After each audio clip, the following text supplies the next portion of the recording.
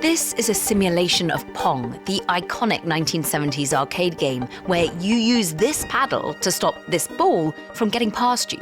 It's a pretty simple game for us humans to learn, and as of quite recently with advancements in AI, computers can learn it too. But today, Pong has a new kind of player, not a computer, nor a human. A cluster of living human brain cells on top of a silicon chip can play Pong. Yep. Researchers in a lab taught a tiny clump of neurons to, in a sense, play this video game. But it's more than just a game. Some believe merging biology with computing could upend our approach to artificial intelligence. AI is a massive, often volatile, global market, with people looking all over for a competitive edge. In 2025, private sector companies teamed up to invest more than $500 billion in AI infrastructure alone. But what if the building blocks of that infrastructure include living human brain cells, with the promises and challenges of our own biology? Sounds like sci-fi, right? Well, we're kind of on our way. Science fiction talked about this. I love thinking about the Hollywood stuff, like, are we really computers? Are computers really human? My life has been focused on how can you elicit intelligence from brain cells in a dish.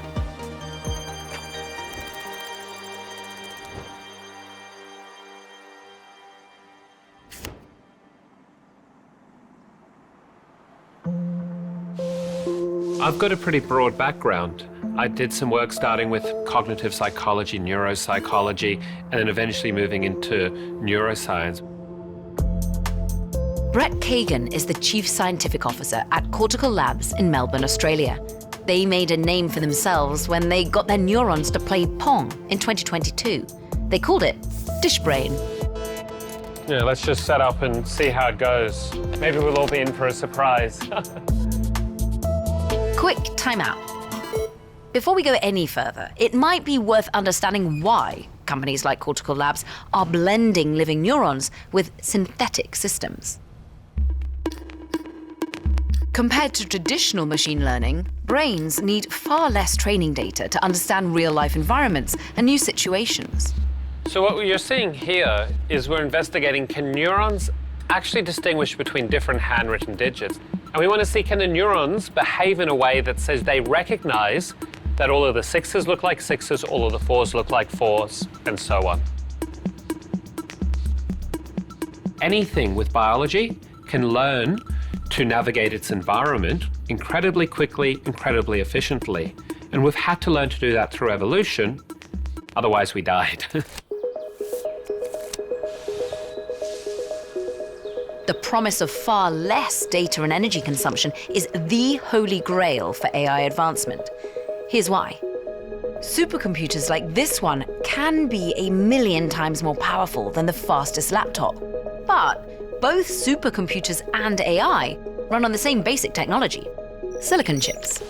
There's never been a focus like there is currently on the chip industry. People have realized that chips are the heart of everything, that this fundamental change to the economy that's being promised in the form of AI depends upon semiconductors, depends upon their rapid development, and depends upon an ever-increasing supply of them. For over 50 years, we have been creating better chips by packing more and more transistors inside one integrated circuit. The transistors are on-off switches, the physical manifestation of ones and zeros. And we've gotten faster and faster by going smaller and smaller. Over the last 6 decades, we've been trying to double the amount of transistors on an integrated circuit every 2 years. This is the heralded Moore's Law, observed by this guy back in 1975. Today, a phone's processing chip contains billions of transistors, and those transistors are so small, they're just a few nanometers apart in places. But, as our good old Intel co-founder, Gordon Moore, observed, this steady march of progress also has an endpoint.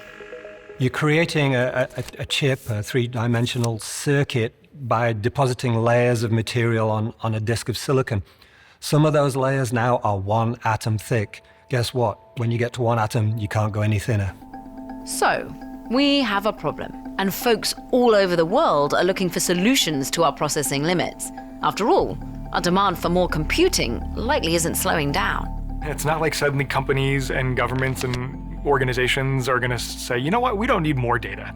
Everybody wants to collect more and more data, right? People liken it to the, modern gold rush. I wonder whether DeepSeek has kind of changed. I mean, it feels like it's upended the race this week. DeepSeek is such a fundamental change to the economics of what's going on. DeepSeek's January 2025 effect on markets was a strong reminder of these economic incentives. Companies are racing to build more efficient AI models all around the world, at times also fueling existing political tensions. The president said that he believes that this is a wake-up call to the American AI industry. One long-standing breakthrough in AI comes from biology and our ability to replicate it.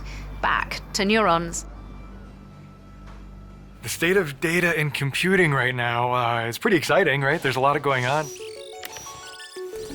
A big part of that is trying to learn what we can from how neurons in the real brains and biological brains connect to each other and how they communicate. And then seeing if we can take what we've learned about the biology and then hardwire that into artificial systems, into computational systems. And that's where sort of these ideas of like artificial neural networks and deep learning came from. And the current status of these artificial neural networks and deep learning is pretty fantastic. But building these AI models and allowing masses of people to use them is costing a lot of energy. Already there are parts of the world where there literally isn't enough power available via the grid to support these giant data centers. By 2034, data centers around the world are expected to consume roughly 1,580 terawatt hours yearly. That is about as much as is used by all of India. To use the words of Jensen Huang, the CEO of NVIDIA, there's $1 trillion of infrastructure out there that needs to be modernized. The old way of doing things just simply doesn't stack up to the needs of modern computing. So neurons might help solve some problems, especially around energy. Our brains are much better and more efficient in similar tasks to AI. For example, a supercomputer must consume up to 40 megawatts of power to function. Our brains run on just 20 watts. That's the difference between a couple of LED light bulbs and thousands of homes. Our brains are also powerful, with about 86 billion neurons that form over 100 trillion connections to each other. And with cells, the distinction between hardware and software isn't quite as well distinct. They're dynamic and intertwined. The cell's actual structure can change and mutate too. Because of the way that computer chips are organized, they have limited logic functions. They tend to want to do things one thing after another. That's what they're good at. That's what they were designed to do. Human brain doesn't work that way. The human brain is kind of a lattice structure of interconnections where information flows in sort of different ways and different points. So the limitations of bio is that we're just at the very beginning of it.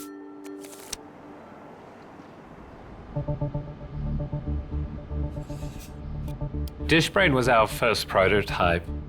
We were essentially trying to ask the question, can you interact with a bunch of brain cells in a dish and get them to do anything useful at all? Brett and his team started by growing a layer of 800,000 neurons on top of a silicon chip. That's about the size of a small bumblebee's brain. And since neurons in our brain naturally communicate using electrical impulses, the researchers could both send and receive impulses between the neurons and a computer hooked up to a silicon chip. To translate the pong game into something this clump of neurons could sense and control, the chip is divided into 3 sections. There's one larger sensory section, which sends electrical impulses to the neurons to represent aspects of the game, like where the ball is. There's also 2 motor sections. If neurons send impulses in this one, the paddle moves up. If neurons send impulses in the other, the paddle moves down. The chip acts as a communicator between the neurons and the game, but it still doesn't mean that these neurons would want to play the game. Why would a bunch of cells in a dish actually change their activity in any particular way? There's no Pong playing gene that exists in brain cells to make them want to play the game Pong. So the researchers tried to give the neurons incentive. Every time the brain cells missed the ball with the paddle, the researchers stimulated them with chaotic and unpredictable bouts of electricity. On the other hand, when the neurons successfully hit the ball, they received predictable stimuli from the researchers. Within minutes, the neurons started hitting the Pong ball more consistently. Why did it work? One possible explanation is a theory called the free energy principle. It suggests that almost all things in nature, even as small as the dish brain, are constantly trying to perceive and understand their world and minimize surprise. If you can't predict what's going on in the world, if you can't say, if I reach for a glass of water, I'll successfully pick the water up, it's very hard to survive. Dishbrain was a proof of concept for this larger idea of biocomputing, also called organic computing, biological hardware, and perhaps most vividly, wetware. Dishbrain made a splash, so big in fact that another team of scientists tried the same experiment using hydrogel, a non-living, soft, flexible substance similar to Jell-O. The hydrogel also learned to play Pong. So the question became, what can neurons do that other substrates can't? How much computing abilities can they provide? And frankly, can they make any money now?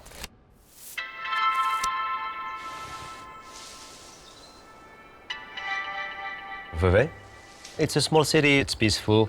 It's quite nice to do fundamental research here.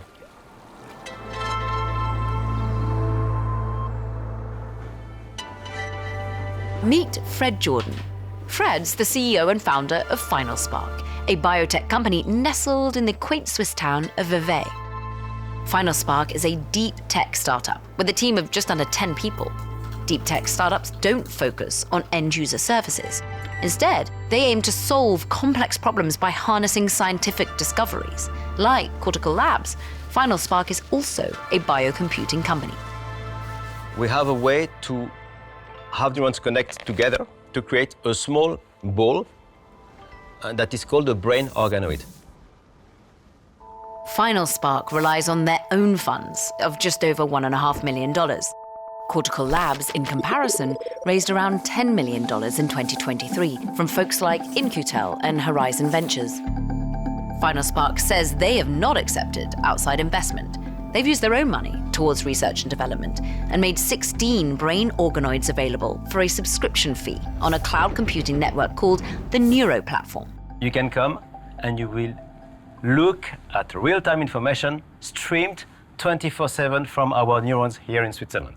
This picture here shows a close-up version of what's inside the incubator. The important part for us is this activity. Each of these small graph here represents the voltage for 1 second of one electrode. Now people who are using the Neuro platform are able to also send some stimulation to some of these electrodes, to which sometimes they will answer. Researchers from all over the world can log on to the Neuro platform to observe, study, try different things. Some in the field of robotics, others use the organoids as teaching tools in alternative computing university classes. Initially, we built this only for us. And then one university came, and then 9, and then 34, and now we have 200 people who want to access remotely to our brain organoids. This is totally new. There is no background at all. So there are more questions than facts about this way of investing. So I think this is the biggest challenge. Investors are always cautious fundamentally about deep tech. And it's even not only deep tech, it's a new deep tech. If you talk about quantum computing, for instance, it's deep tech, but it's an old deep tech. In the future, we'll have to live in a world where there will be some parts in computing which are living and others which are just artificial.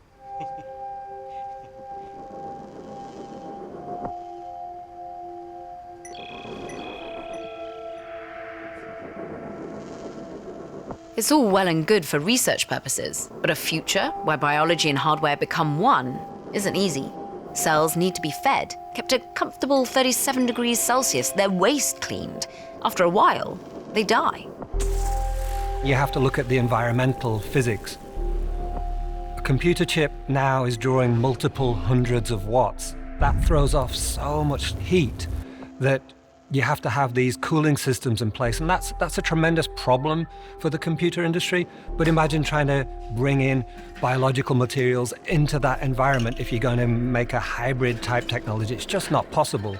You literally are going to start cooking the biological material. Any number of engineering problems exist that will need to be solved if we are to bring in this medium. All this is hard to scale. Investors who take this leap now aren't looking to turn a quick profit. This is Cortical Labs' first commercial product, the CL1 unit. It's a processor with human brain cells in it. CL1s come with either neurons on a chip, organoids, or a type of neural material Cortical Labs calls bioengineered intelligence. This box acts like a body for the cells, feeding them, disposing of their waste, filtrating and pumping fluid around to keep them alive. The company's success hinges on whether or not they sell their CL1 units. Each one goes for around $35,000, and they're expected to launch in March 2025. Scaling is always a challenge, just logistically. It's one thing to build a prototype in the lab. It's another to have hundreds of them rolling off a production line and have them be reliable and stable.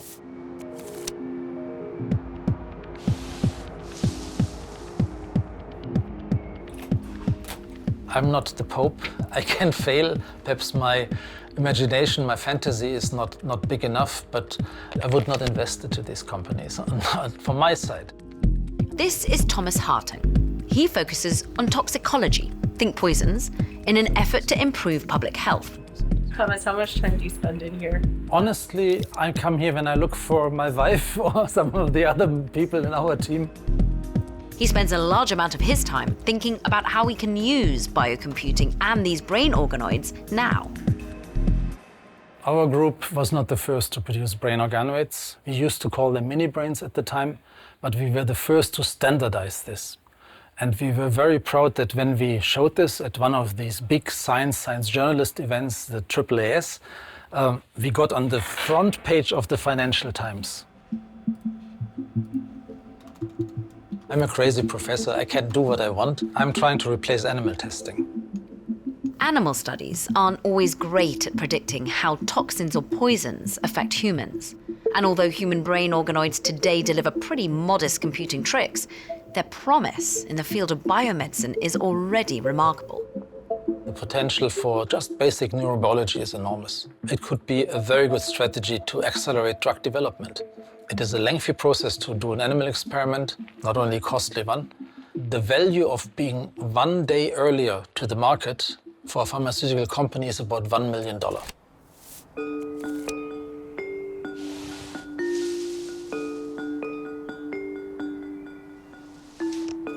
We first started to work with brain organoids probably around 2015, 2016. The aim of the lab is to understand Parkinson's disease, and we were pretty unsatisfied with available animal models as well as more simple cell culture models. The connection between the biocomputing and the disease modeling is actually quite interesting, because one of the features or characteristics that we see in neurodegenerative diseases is dementia. So people start to forget things.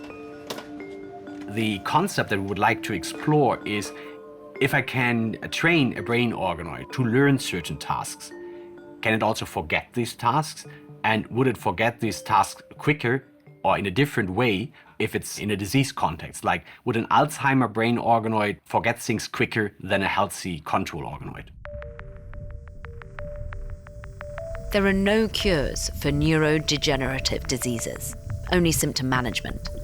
What if we could understand and get rid of the disease itself? If we can really understand the human brain, then we can potentially treat Alzheimer's, Lou Gehrig's disease, epilepsy, all kinds of brain-based disease that we really don't have good treatments for now. Many pharma companies have started actually to move away from these kind of diseases because it was just not commercially viable. Now, with these new technologies coming up, I think there's kind of new hopes that we would be really develop or be able to develop therapies for these diseases that burden our societies quite a lot. Studies suggest that at some point in their lives, more than 1/3 of the entire human population will suffer from neurological conditions like Parkinson's, Alzheimer's, or dementia. By 2050, some project there will be an overall 22% increase in brain disorders, in part fueled by population growth and aging. The cost for Parkinson in the US alone for a bit more than $50 billion. This is direct and indirect costs, so really like the healthcare, but also what it does to the economy. At the moment, there's about 10 million Parkinson patients in the world. Yearly in the US, there's about 90,000 people being diagnosed with PD. And since worldwide populations are aging, the likelihood to suffer from PD is increasing. The idea of using biological medium to either process or store information makes sense in a lot of ways, but there are those who are saying, actually, this is living tissue. Not only how can we actually do this, but should we be doing this? I think the biggest elephant in the room is, would a brain organoid become self-aware? I'm not worried at all at the moment with these tiny, tiny little balls of cells that they would suddenly develop something which I could consider consciousness. There's a lot of ethical issues in all biomedical research, and this starts if you're using stem cells, as we do. You have to imagine the donors of these cells are often still alive. Is your signature still valid because you couldn't imagine that somebody would produce a brain which is thinking? These are all interesting questions, yeah? And they really get hot if we assume at some point in the future these brain organoids could suffer. They could experience pain. They could suffer from what they learn. So imagine this, yeah? Is this still acceptable? If they are self-conscient, even in a very simple sense, can I stop feeding them? Can I kill them? How much complexity you need to really call something intelligent?